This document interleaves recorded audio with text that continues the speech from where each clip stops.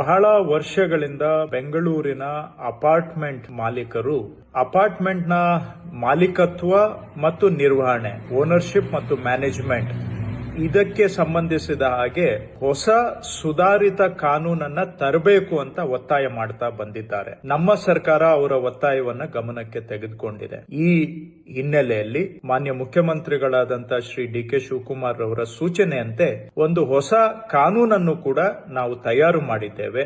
ಈ ಕಾನೂನನ್ನ ನಾವು ಜಾರಿ ಮಾಡೋದಕ್ಕೆ ಮೊದಲು, ವಿಧಾನ ಮಂಡಲಕ್ಕೆ ಮಂಡಿಸೋದಕ್ಕೆ ಮೊದಲು ಇದಕ್ಕೆ ಸಂಬಂಧಪಟ್ಟಂತಹ ಸ್ಟೇಕ್ ಹೋಲ್ಡರ್ಸ್ ಜೊತೆಗೆ ಅವರ ಅಭಿಪ್ರಾಯ ಸಂಗ್ರಹಣೆಗಾಗಿ ಈ ಬುಧವಾರ ಜುಲೈ 15ನೇ ತಾರೀಕು 11 ಗಂಟೆಗೆ ಬೆಂಗಳೂರಿನಲ್ಲಿರುವಂತಹ ಜವಾಹರ್ಲಾಲ್ ನೆಹರು ಪ್ಲಾನೆಟೇರಿಯಂನ ಸಭಾಭವನದಲ್ಲಿ ಒಂದು ಸಮಾಲೋಚನಾ ಸಭೆಯನ್ನ ಹಮ್ಮಿಕೊಂಡಿದ್ದೇವೆ.